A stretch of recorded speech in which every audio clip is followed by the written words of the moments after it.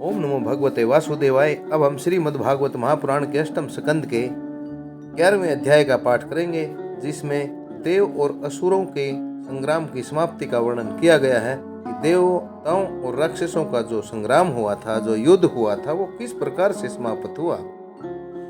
श्री सुखदेव मुनि जी कहते हैं, परीक्षित, भगवान की कृपा से देवताओं की घबराहट तो दूर हो गई, साथ ही उनमें नए उत्साह का संचार भी हो गया। पहले इंद्र, वायु आदि देवगण युद्ध भूमि में जिन जिन राक्षसों से, दैत्यों से हारे हुए थे, उन्हीं के ऊपर अब वे पूरी शक्ति के साथ प्रहार करने लगे। ब्रह्मैश्वर्यशाली इंद्र ने बलि से लड़ते लड़ते उन पर क्रोध करके अपने वज्र को उठाया। तब सारी प्रजा में हाहाकार मच गया। बलि अस्त्र शस्त्र से सुसज्जित होकर बड़े उत्साह से युद्ध भूमि में बड़ी निर्भयता से डटकर लड़ रहा था। उनको अपने सामने ही देखकर हाथ में वज्र लिए हुए इंद्र ने उनका तिरस्कार करके कहा, मूर्ख, नट बच्चों की आंखें बांधकर अपने जादू से उनका धन ऐंठ लेता है, ठीक वैसे ही तू भी माया की चालों से हम पर विजय प्राप्त करना चाहता है। तुझे पता नहीं कि हम लोग माया के स्वामी हैं, तुम हमारा कुछ नहीं बिगाड़ सकते। जो मूर्ख माया के द्वारा स्वर्ग पर अधिकार करना चाहते हैं और उनको लांग कर ऊपर के लोकों में विधाक जमाना चाहते हैं, उन लुटेरे मूर्खों को मैं उनके पहले स्थान से भी नीचे पटक देता हूँ। ना समझ, तूने माया की बड़ी बड़ी चालें चली हैं। देख, आज मैं अपने 100 धार वाले वज्र से तेरा सिर धड़ से अलग किए देता हूँ। तू अपने भाई बंधुओं के साथ जो कुछ भी कर सकता हो करके देख ले।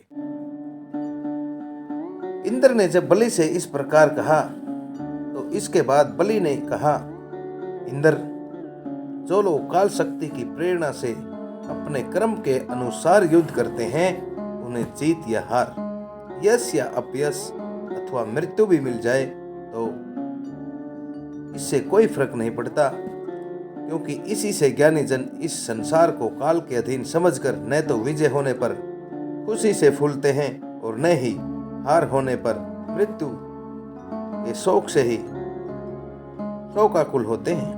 तुम लोग इस तत्व से अनभिज्ञ हो, अनजान हो। तुम लोग अपने को जय पराजय आदि का कारण करता मानते हो, इसलिए महात्माओं की दृष्टि से तुम शोभनीय नहीं हो। हम तुम्हारे मर्म स्पर्शी वचन को स्वीकार ही नहीं करते हैं, फिर हमें दुख क्यों होने लगा। सुखदेव मुनि जी आगे कहते हैं, वीर बलि ने इंद्र को जब इस प्रकार से फटकारा तो बलि की फटकार से इंद्र कुछ झेप से गए। तब तक वीरों का मान मर्दन करने वाले बलि ने अपने धनुष को कान तक खींच खींच कर बहुत से बाण मारे। सत्यवादी देवों के शत्रु बलि ने इस प्रकार इंद्र का अत्यंत तिरस्कार किया। अब तो इंद्र अंकुश से मारे हुए हाथी की तरह और भी चिढ़ गए। बलि का आक्रमण वे सहन न कर सके। शत्रुघाती इंद्र ने बलि पर अपने अमोघ वज्र का प्रहार किया। उसकी चोट से बलि पंख कटे हुए पर्वत के समान अपने विमान के साथ पृथ्वी पर गिर पड़ा। बलि का एक बड़ा ही हितैषी और घनिष्ठ मित्र जंब असुर था। अपने मित्र के गिर जाने पर भी उनको मारने का बदला लेने के लिए वह इंद्र के सामने आ खड़ा हुआ। शेर पर चढ़कर वह इंद्र के पास पहुंच गया और बड़े वेग से अपनी गदा उठाकर उनके हंसली वाले स्थान पर अर्थात छाती की हड्डियों के ऊपर प्रहार कर दिया। साथ ही उस महाबली ने ऐरावत पर भी एक गदा जमाई। गदा की चोट से ऐरावत को बड़ी पीड़ा हुई। उसने बड़ी व्याकुलता के साथ घुटनों को नीचे टेक दिया और फिर मूर्छित हो गया। उसी समय इंद्र का सारथी मातली हजारों घोड़ों से जुता हुआ रथ लेकर आया और शक्तिशाली इंद्र ऐरावत को छोड़कर तुरंत रथ पर सवार हो गए। दानव श्रेष्ठ जंब ने युद्ध भूमि में मातली की इस काम की बड़ी प्रशंसा की और मुस्कुराकर चमकता हुआ त्रिशूल उसके ऊपर चला दिया। मातली ने बड़े धैर्य के साथ इस असह्य पीड़ा को भी सहन कर लिया। तब इंद्र ने क्रोधित होकर अपने वज्र से जंब के सिर को काटकर अलग कर दिया। देव ऋषि नारद से जंब असुर की मृत्यु का समाचार जानकर उसके भाई बंधु नमोची, बल और पाक झटपट से युद्ध भूमि में आ पहुंचे। अपनी कठोर और मर्म स्पर्शी वाणी से उन्होंने इंद्र को बहुत कुछ भला बुरा कहा और जैसे बादल पहाड़ पर मूसलाधार पानी बरसाते हैं, ठीक वैसे ही उनके ऊपर बाणों की झड़ी लगा दी। बल ने बड़े वेग के साथ 1000 बाण चलाकर इंद्र के 1000 घोड़ों को घायल कर दिया। पाक ने भी 100 बाणों से मातली को और 100 बाणों से रथ के एक एक अंग को छेद डाला। युद्ध भूमि में यह बड़ी अद्भुत घटना हुई कि एक ही बार इतने बाण उसने चढ़ाए और चलाए। नमूची ने बड़े बड़े 15 बाणों से, जिनमें सोने के पंख भी लगे हुए थे, इंद्र को मारा और युद्ध भूमि में वह जल से भरे बादल के समान गरजने लगा। जैसे बरसात के बादल सूर्य को ढक लेते हैं, वैसे ही असुरों ने बाणों की वर्षा से इंद्र और उनके रथ तथा सारथी को भी हजारों ओर से ढक दिया। इंद्र को न देखकर देवता और उनके अनुचर अत्यंत विह्वल होकर रोने चिल्लाने लगे। एक तो शत्रुओं ने उन्हें हरा दिया था और दूसरे अब उनका कोई सेनापति भी नहीं रह गया था। उस समय देवताओं की ठीक वैसी ही अवस्था हो रही थी जैसे बीच समुद्र में नाव टूट जाने पर व्यापारियों की हो जाती है। परंतु थोड़ी देर में शत्रुओं के बनाए हुए बाणों के पिंजड़े से रथ, घोड़े, ध्वजा, सारथियों के साथ इंद्र निकल आए। जैसे सुबह का सूर्य अपने किरणों से दिशा, आकाश और पृथ्वी को चमका देता है, ठीक वैसे ही इंद्र के तेज से सब के सब जगमगा उठे। वज्र को धारण करने वाले इंद्र ने देखा कि शत्रुओं ने युद्ध भूमि में हमारी सेना को रौंद डाला है। तब उन्होंने बड़े क्रोध से शत्रु को मार डालने के लिए वज्र से आक्रमण किया। परीक्षित उस 8 धार वाले पहने वज्र से उन दैत्यों के भाई बंधुओं को भी भयभीत करते हुए उन्होंने बल और पाक के सिर को भी काट डाला। परीक्षित अपने भाइयों को मरा हुआ देखकर नमूची को बहुत ही शौक हुआ। वह क्रोध के कारण आपे से बाहर होकर इंद्र को मार डालने के लिए जी जान से प्रयास करने लगा। इंद्र, अब तुम बच नहीं सकते। इस प्रकार ललकारते हुए एक त्रिशूल उठाकर वह इंद्र पर टूट पड़ा। वह त्रिशूल फौलाद का बना हुआ था, सोने के आभूषणों से विभूषित था और उसमें घंटे भी लगे हुए थे। नमूची ने क्रोध के मारे शेर के समान गरज कर इंद्र पर वह त्रिशूल चला दिया।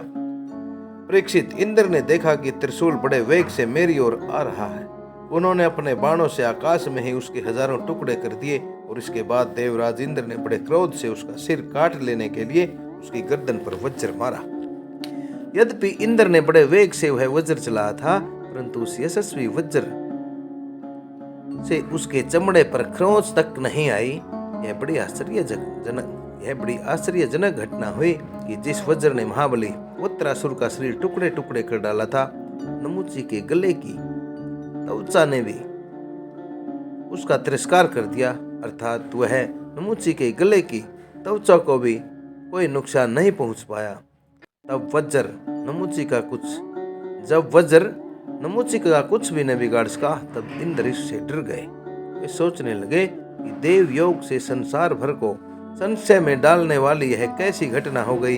पहले युग में जब ये पर्वत पंखों से उड़ते थे और घूमते फिरते भार के कारण पृथ्वी पर गिर पड़ते थे, तब प्रजा का विनाश होते देखकर इसी वज्र से मैंने उन पहाड़ों की पांखों को काट दिया था।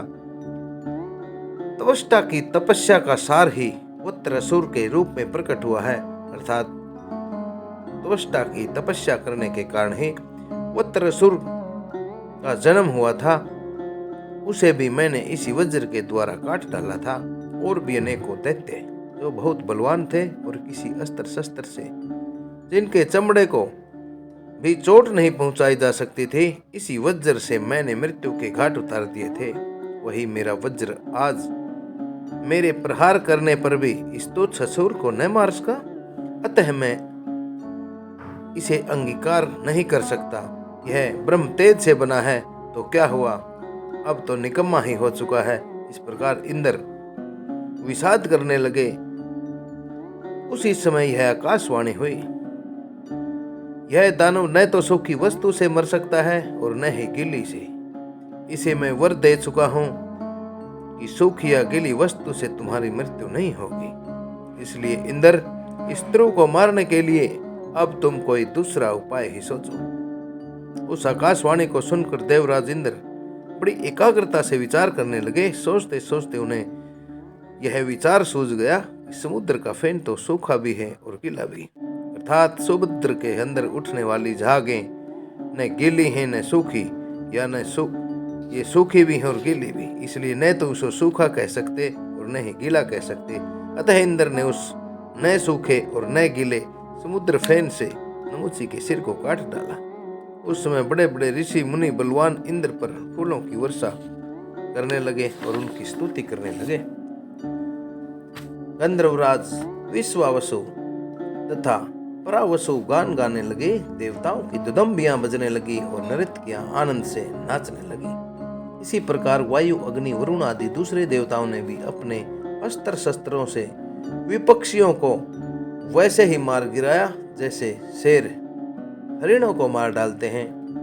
परीक्षित, इधर ब्रह्मा जी ने देखा कि दानवों का तो सदा सदा के लिए नाश ही हुआ जा रहा है। तब उन्होंने देव ऋषि नारद को देवताओं के पास भेजा और नारद जी ने वहां जाकर देवताओं को लड़ने से रोक दिया।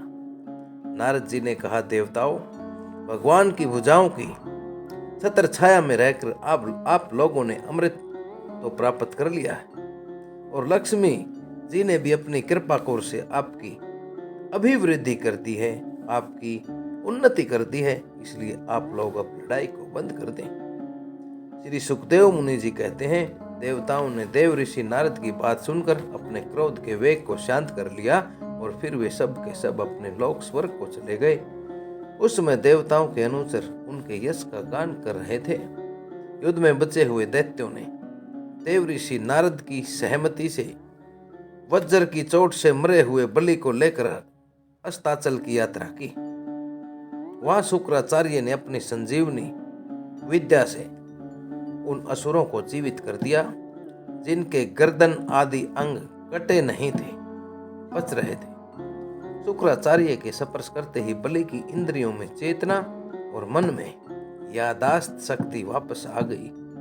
बलि यह बात समझते थे कि संसार में जीवन हो या मृत्यु, हार हो या जीत हो, ये सब आदि उलटफेर होते ही रहते हैं। इसलिए पराजित होने पर भी उन्हें किसी प्रकार का कोई खेद नहीं हुआ। इस प्रकार श्रीमद्भागवत महापुराण का अष्टम स्कंद का यह 11वां अध्याय सभी श्रोताओं द्वारा सर्वित किया गया। ओम नमो नारायण चैनल द्वारा श्रीमद्भागवत महापुराण के पुण्यमयी अध्यायों को संस्कृत से हिंदी में रूपांतरित करने के उपरांत आप तक भेजा जा रहा है। नरेंद्र कौशिक की सभी से विनम्र प्रार्थना है कि ओम नमो नारायण चैनल, जो कि पूर्ण रूप से एक सनातन चैनल है तथा जिसका मुख्य उद्देश्य हमारी खोई हुई सनातनी प्यारी प्यारी कथाओं को आप तक पेश करना है, कृपया इस चैनल को अवश्य सब्सक्राइब करें, पुण्यमयी कथाओं को आगे से आगे शेयर करें तथा बेल वाले बटन पर अवश्य क्लिक करें ताकि इन पुण्यमयी आने वाली अगली कथाओं को आप तक तुरंत प्रभाव के साथ नोटिफिकेशन आपको प्राप्त हो सके। इन्हीं शब्दों के साथ आप सभी को नरेंद्र कौशिक का ओम नमो भगवते वासुदेवाय, ओम नमो भगवते वासुदेवाय, ओम नमो भगवते वासुदेवाय।